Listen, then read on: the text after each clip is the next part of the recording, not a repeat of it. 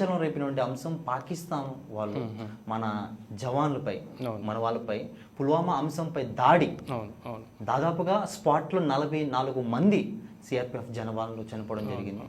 ఆ యొక్క దాడి అంశంలో ఆ చనిపోయిన అంశంలో మీరు కూడా ఈ ట్రావెలింగ్స్లో ఆ ముందు వెహికల్ ఉండేది వెనకాల వెహికల్స్లో మీరు ఉన్నారని చెప్పని ఆ రోజు చాలా వరకు మాకు విషయం తెలిసింది. ఏం జరిగింది సార్ ఆ రోజు ఏంటంటే చాలామంది దాదాపు ఒక 1000 స్టాఫ్ వరకు మేము ఒక 75 వెహికల్స్లో జమ్మూ నుండి కాశ్మీర్ వరకు 260 కిలోమీటర్స్ అరౌండ్ ఉంటుంది.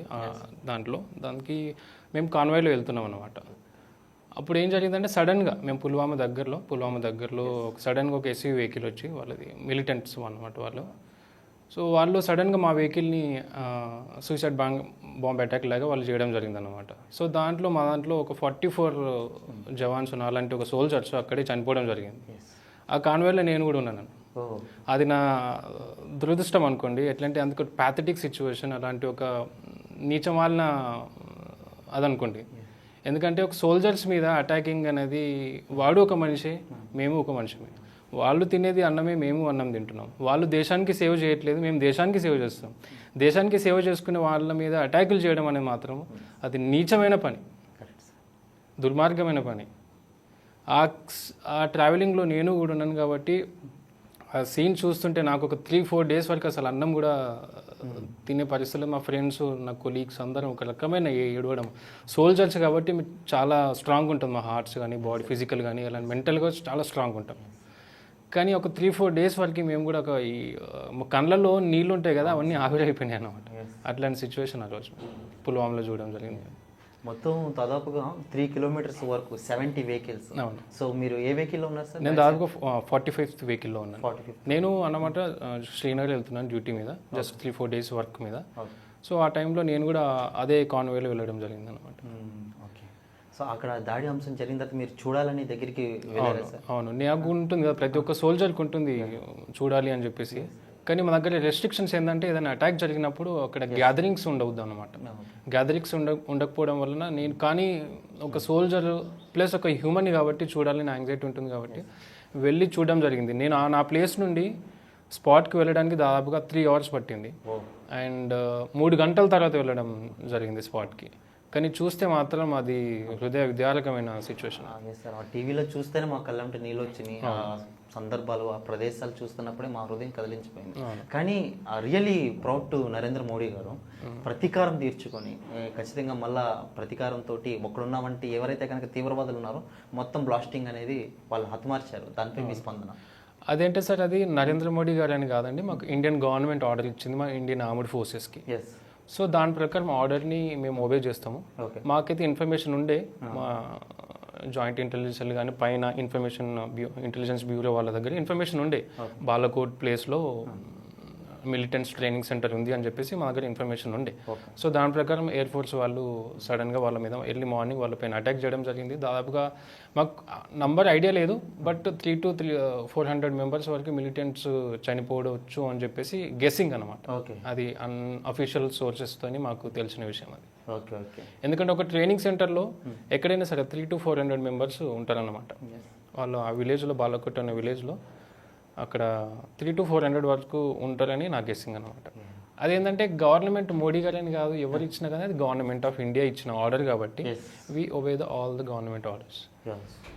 సార్, అసలు నిజంగా ప్రతి విషయం ఇదేనే కాదు, ప్రతిసారి న్యూస్లో చూస్తూనే ఉంటాం. 3 నెలల తర్వాత 6 నెలలకు లేకపోతే 2 నెలలకు పాకిస్తాన్కి ఇండియాకి మధ్య సంబంధించిన ఏంటిదో ఒక అంశం దాడులు అనేది జరుగుతూనే ఉంటాయి. చాలామంది సోల్జర్స్ అనేది చనిపోతుంటారు సార్.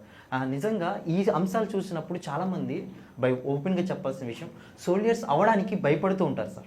చాలామంది ఆ ఫీల్డ్లోకి, ఆర్మీలోకి రావడానికి భయపడుతూ ఉంటారు. అసలు ఆ ఫీల్డ్లోకి రావడానికి ఏ గట్స్ ఉండాలి, ఏ ధైర్యం కావాలి? దీంట్లోకి రావాలంటే దేశభక్తి అవసరమా, తల్లిదండ్రుల ప్రోత్సాహం కూడా అవసరమా? మీరు చెప్పిన దాంట్లోనే ఆన్సర్ ఉంది సార్. సోల్జర్ కావాలంటే ఫస్ట్ ఆఫ్ ఆల్ వాటిలో ధైర్యం ఉండాలి. నా జీవితం నేను దేశానికి సాక్రిఫైస్ చేయాలి అని ఒక వాడిలో ఒక ఆప్షన్ ఉంటేనే, ఒపీనియన్ ఉంటేనే మాత్రమే రావాలి.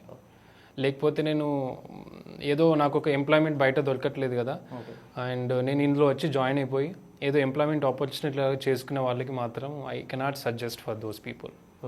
అట్లాంటి వాళ్ళకు సూటబుల్ కాదు ఈ జాబ్. ఎందుకంటే నా లైఫ్ నా ట్రైనింగ్ ఉంటుంది, 12 months ట్రైనింగ్ ఉంటుంది మాకు. ఆ ట్రైనింగ్లో మమ్మల్ని ఒక రకమైన ట్రైనింగ్ ఉంటుంది, ఫిజికల్లీ మెంటల్లీ ఒక రకమైన స్ట్రాంగ్ చేస్తారు మమ్మల్ని. అది తట్టుకునే వాడు మాత్రమే సోల్జర్ అవుతాడు. మళ్ళీ మన ట్రైనింగ్లో ఏంటంటే ఫిజికల్లీగా ఎలాంటి సిచ్యువేషన్ అయినా హ్యాండిల్ చేసుకునే విధంగా ఫిజికల్లీ అండ్ మెంటల్లీ స్ట్రాంగ్ చేసే ట్రైనింగ్ ఉంటుందన్నమాట, ప్యాటర్న్ ఉంటుంది. అది తట్టుకొని మళ్ళీ ఫీల్డ్కి వెళ్ళిన తర్వాత డిఫరెంట్ టైప్ ఆఫ్ వర్క్స్ ఉంటాయి, క్లైమేట్ ఉంటుంది, అవన్నీ తట్టుకునే విధంగా ఉన్నవాళ్ళు మాత్రమే రావాలి.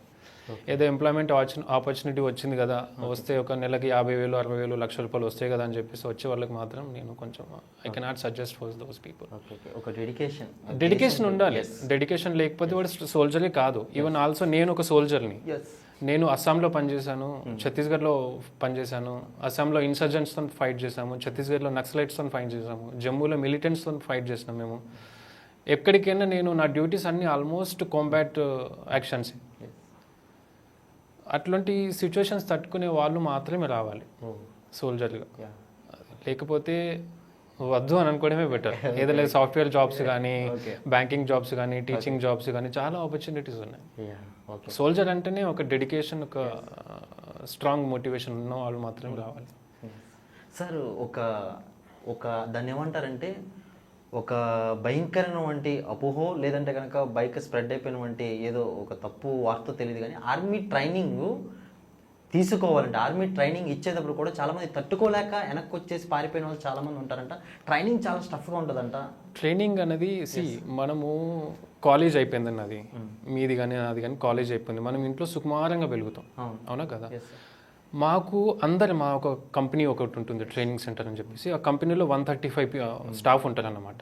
వాళ్ళందరినీ ఒకటే రూట్లో తీసుకెళ్ళాలి. అంటే అందరినీ కోమలంగా ఉన్న బాడీస్ ఉంటాయి, కొందరు స్ట్రాంగ్ ఉంటారు ఫిజికల్గా, కొందరు కోమలంగా పెరుగుతారు నాలాగా మీలాగా. సో వాళ్ళందరినీ ఒకటే వేవ్ లెంత్లో తీసుకెళ్ళాలి, ఒకటే వేలో తీసుకెళ్ళాలి. అంటే ఒక రకమైన ట్రైనింగ్ ఉంటుంది, టఫ్ ఉంటుంది, అది చాలా టఫ్గా ఉంటుంది. భయపడి వెనక్కి వచ్చేస్తారు, చాలా పారిపోతారు. నేను కోమలంగా ఉన్నాను, నా వల్ల అవ్వట్లేదు, వాడు సోల్జర్కే పనికిరాడు అంటున్నప్పుడు వేరే జాబ్ చూసుకోవడం బెటర్. అట్లాంటి వాళ్ళు బయటకు వెళ్ళిపోయి వేరే ఆపర్చునిటీ చూసుకుంటారు వాళ్ళు. ఎగ్జాంపుల్ అసలు ఏముంటుంది సార్ ట్రైనింగ్లో? మెయిన్ ట్రైనింగ్లో అంటే ట్రైనింగ్లో మార్నింగ్ అని చెప్పేసి నా ట్రైనింగ్ బేసిక్ ట్రైనింగ్ చెప్తాను. మా సబ్ ఇన్స్పెక్టర్కి ఇండియాలో the best and toughest training ముత్ఖేడ్లో ఉంది. సెంట్రల్ సిఆర్పిఎఫ్ ట్రైనింగ్ సెంటర్ అని చెప్పేసి ముత్ఖేడ్లో, నాందేడ్, మహారాష్ట్రలో ఉంది. అక్కడ నేను చెప్తాను ఏంటంటే చాలా టఫెస్ట్ ట్రైనింగ్ అవుద్ది మాకు. ఎందుకంటే కానిస్టేబుల్కి వాళ్ళకి అండ్ ఆఫీసర్స్కి వాళ్ళకి కన్నా మా సబ్ ఇన్స్పెక్టర్ వాళ్ళకి, ఎస్ఓస్కి, సబార్డినేట్ ఆఫీసర్స్కి కొంచెం టఫ్ ట్రైనింగ్ ఉంటుంది. ఎందుకంటే ఆల్మోస్ట్ గ్రౌండ్ వర్క్ మేమే చూసుకుంటాం కాబట్టి, మేము మళ్ళీ మా టీంని లీడ్ చేయాలి కాబట్టి ఎక్కువ ట్రైనింగ్ మాకే ఉంటుంది. ఎలా ఉంటుందంటే మార్నింగ్ 4:30 నుండి ఈవినింగ్ 8:30 వరకు పరిగెడుతూనే ఉండాలి. ప్రాపర్ డైట్ ఉంటుంది, గవర్నమెంట్ ఏదైతే ప్రిస్క్రైబ్ చేసిన డైట్ ఉంటుంది, దాంతోపాటు మెయింటైన్ చేస్తూ ఫిజికల్గా డైలీ దాదాపుగా నేను నా బేసిక్లీ నేను చెప్తాను, పర్ డే దాదాపుగా 25 to 30 kilometers డైలీ రన్నింగ్ చేస్తూనే ఉన్నాను. అట్లా ఉంటుందన్నమాట. ఎక్కడికి వెళ్ళినా, క్లాస్కి వెళ్ళినా పరిగెత్తుకుంటూ వెళ్ళాలి, అండ్ లంచ్కి వెళ్ళాలన్నా పరిగెత్తుకుంటూ వెళ్ళాలి. ఎందుకంటే మేము ఒక కోమలంగా పెరిగిన బాడీని ఫిజికల్గా ఎఫర్ట్ చేస్తేనే అది స్ట్రాంగ్ అవుతుంది. అదే మెథడ్ మీద ఒక చిన్నప్పటి నుండి ఒక చెట్టు ఉంటుంది, మొక్క ఉంటుంది, దాన్ని స్ట్రైట్గా ఎదగాలి, అవునా కదా.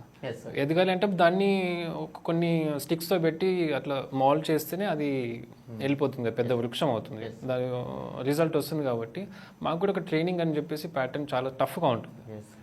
అంత టఫ్ ట్రైనింగ్ ఉండబట్టే మంచు అయినా, ఎండ అయినా, వర్షం అయినా సరే కొన్ని ఫొటోస్ సోషల్ నెట్వర్క్లో వైరల్ అవుతాయి సార్. సెల్యూట్ టు సోల్జర్ అని చెప్పేసి అని ఆ ఫొటోస్ పెడతారు. అంటే ఆ వర్షం అలా తడుచుకుంటూనే అందులో ఉంటారు. లేదంటే కనుక ఓ రోడ్డు పక్కన చిన్న తొరల్లాగా ఉంటాయి, అందులోకి వెళ్ళి పడుకుని పోతారు, ఒక మట్టి లోపలికి వెళ్ళిపోతారు, ఆ మంచి దగ్గరికి వెళ్ళిపోతారు. ఈ పిక్స్ అన్ని చూస్తున్నప్పుడు నిజంగా ఎంత డెడికేషన్, అదంతా ప్రాక్టీస్ అంటే ట్రైనింగ్లోనే ఉంటుందా లేదంటే అట్లాంటి సిచ్యువేషన్స్ అన్ని హ్యాండిల్ చేసే కెపాసిటీ మాకు ట్రైనింగ్లోనే నేర్పిస్తాం. Super sir. ఎందుకంటే నేను శ్రీనగర్లో వెళ్ళలేదు, శ్రీనగర్లో జస్ట్ ఒక 1-2 daysకి వెళ్ళినాను డ్యూటీ మీద అని చెప్పేసి. కానీ అక్కడ తట్టుకునే ఫిజికల్ కెపాసిటీ మా దగ్గర ట్రైనింగ్లో నేర్పిస్తారు అనమాట. దానివల్ల ఎలాంటి క్లైమేట్ని కానీ, ఎలాంటి సిచ్యువేషన్ కానీ మేము హ్యాండిల్ చేసుకోగలుగుతాం. మళ్ళీ మా దాంట్లో మెంటల్గా మేము ఫిక్స్ అయిపోయినాం, ఎలాంటి సిచ్యువేషన్ అయినా హ్యాండిల్ చేసుకునే కెపాసిటీ మేము ఆ రోజు మా ట్రైనింగ్ రోజే మేము ఇండియన్ ఫ్లాగ్ పైన ప్రామిస్ చేయడం జరిగింది. సో ఆ ప్రామిస్ని మేము ఎప్పుడు మర్చిపోం. బా సూపర్ సార్.